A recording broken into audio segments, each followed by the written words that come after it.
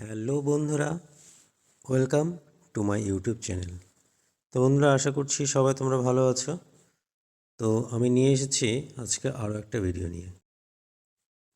তো বন্ধুরা, আমরা দেখব যে আমরা কিভাবে গুগল লেন্সকে ব্যবহার করে আমরা কোনো পিডিএফ ফাইল তৈরি করতে পারি।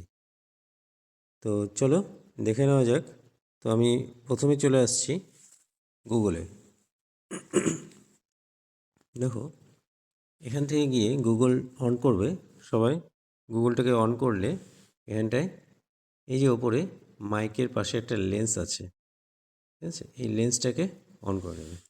চলো, এই লেন্সটাকে অন করার পর আমরা যে কোনো একটা বই নিয়ে নিচ্ছি, বা যে কোনো লেখা তোমরা লিখে নিতে পারো।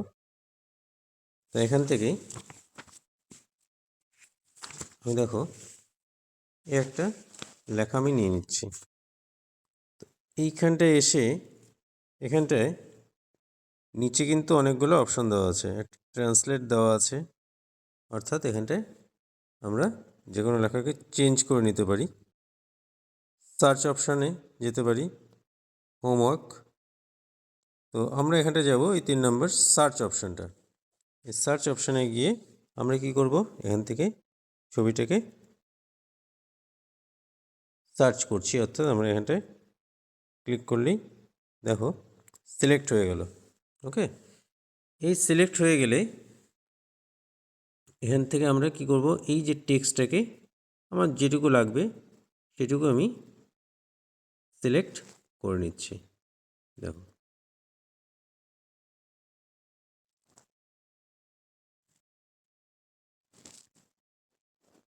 এইভাবে আমি লেখাটাকে সিলেক্ট করে নিলাম। ওকে, সিলেক্ট করা হলে কপি করে নিচ্ছি। কপি হয়েছে, এবার আমি ব্যাক করছি। এবার আমাকে যেটা করতে হবে সেটা হচ্ছে আমাকে আসতে হবে গুগল ডকে। গুগল ডক তোমরা প্লে স্টোরে গিয়ে গুগল ডকটা ইনস্টল করে নেবে, লিখে নেবে এখানটায় সার্চ অপশানে গিয়ে এখানটায় Google doc, GOOGLE, Google DOC, Google doc অপশানটাকে তোমরা সবাই ইনস্টল করে নেবে। তো আমার এখানটায় ইনস্টল করা আছে। তো চলো আমি ব্যাক করছি। এখানে চলে আসো গুগল ডকে।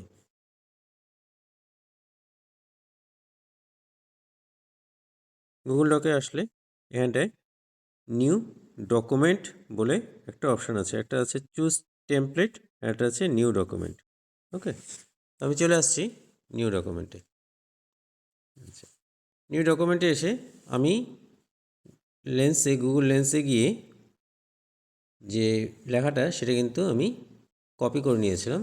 এবার আমি এখানটায় টিক দিলেই, প্রেস করলে এখানটায় পেস্ট অপশান আসবে। আমার ওখানটা কপি করা আছে, আমি এখানটায় পেস্ট করে দিচ্ছি। চলো পেস্ট করে দিলাম। দেখো, লেখা কিন্তু চলে এসেছে, লেখাটা আমার চলে এসেছে। আচ্ছা,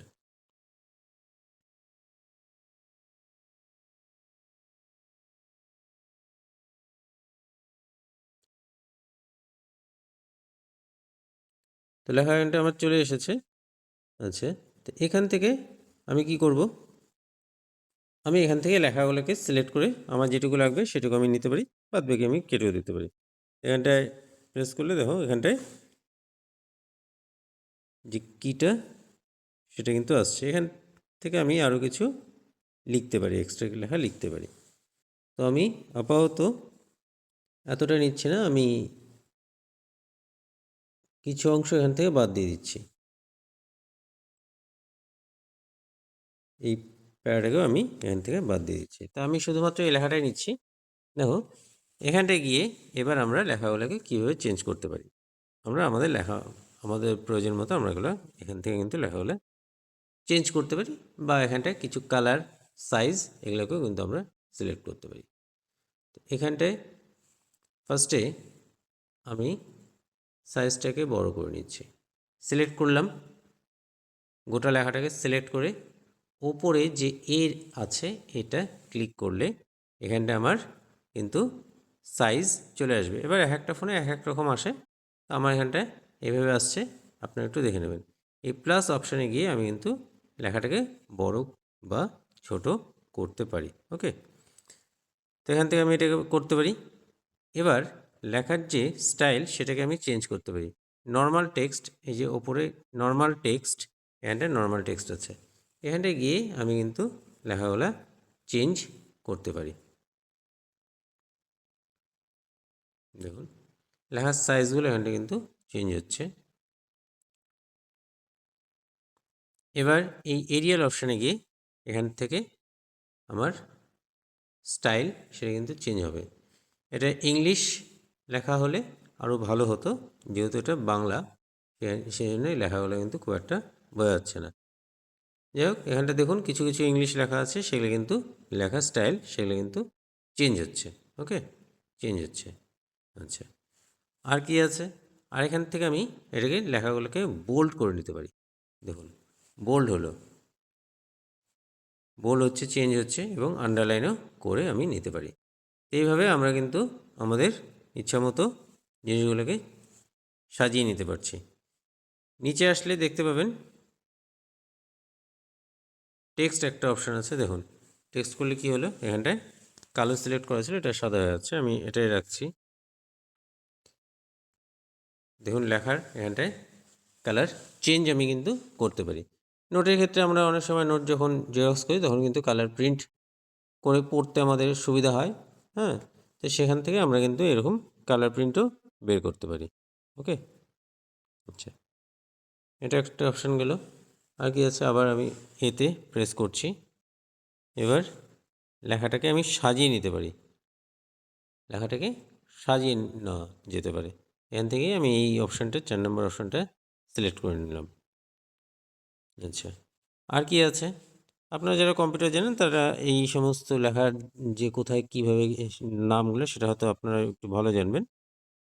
তো এখানটায় আমি লাইন যে স্পেসিং এটাকে কিন্তু আমি বাড়াতে বা কমাতে পারি। দেখুন বেড়ে যাচ্ছে, তো আমার এতটা দরকার নেই, আমি অলরেডি 1:তেই রাখছি। নিচে আরও কিছু অপশান আছে, সেগুলো আপনারা আপনাদের ইচ্ছা মতো চেঞ্জ করে নিতে পারবেন। দেখুন এখানটায় একটা অপশান আছে যে আমরা যখন প্যারাগুলো চেঞ্জ করছি 1 2 3 4, হ্যাঁ, এরকমভাবে আমরা কিন্তু এগুলোকে সাজিয়ে নিতে পারি। তো আমি আপাতত এটাই রাখছি, পূর্বে অবস্থাতেই রাখছি।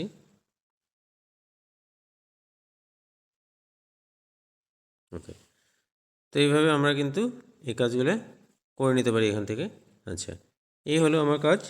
এবার আমি আর ভিডিওটা বেশি বড় করছি না, এখানটায় আমি কি করব, এবার দেখুন প্রিন্ট লেয়ার, প্রিন্ট লেয়ারটাকে অফ আছে, এখানটায় আমি অন করে নিলাম।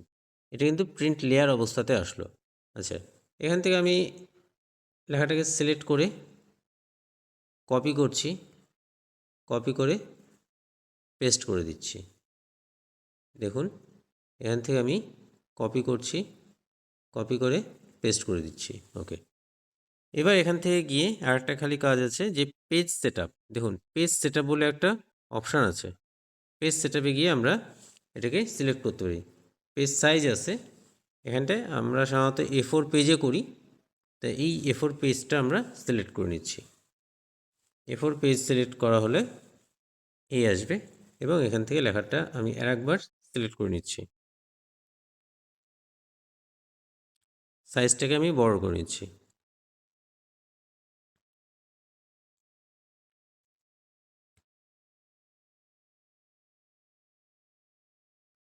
দেখুন A4 পেজে আমার কিন্তু অনেকটা জায়গা নিচ্ছে।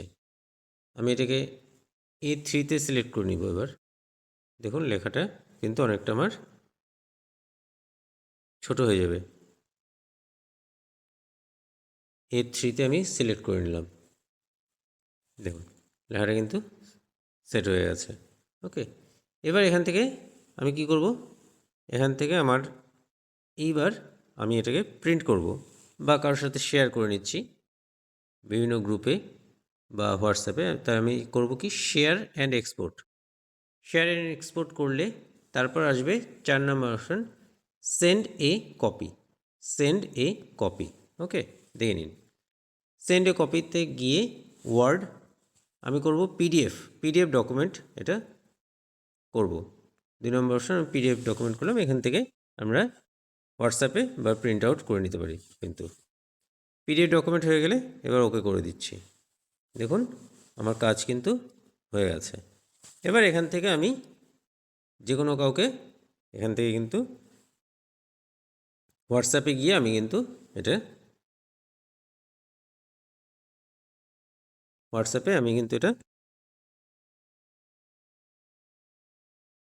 শেয়ার করতে পারি। ওকে, তো এইভাবে আমরা কিন্তু যে কোনো নোট আমরা কিন্তু পিডিএফ আকারে ডাউনলোড করে আমরা কিন্তু প্রিন্ট আউট করে নিতে পারি। তো আশা করছি আপনাদের এই কাজটি ভালো লাগবে বা আপনারা আপনাদের সুবিধা মতো কাজটি করতে পারবেন। ওকে ওকে, তো এইভাবে আমরা কিন্তু আমাদের কাজগুলোকে করে নিতে পারি। বিভিন্ন নোটসপত্র বা বিভিন্ন ডকুমেন্ট আমরা কিন্তু এইভাবে আমরা পিডিএফ আকারে প্রিন্ট আউট কিন্তু বের করতে পারি। তো কাজটি কেমন লাগলো? আপনাদের যদি উপকারে আসে অবশ্যই। তো ভিডিওটি কেমন লাগলো অবশ্যই জানাবেন, এবং ভিডিওটি যদি ভালো লাগে অবশ্যই লাইক, কমেন্ট এবং শেয়ার করে দেবেন। ওকে, ধন্যবাদ।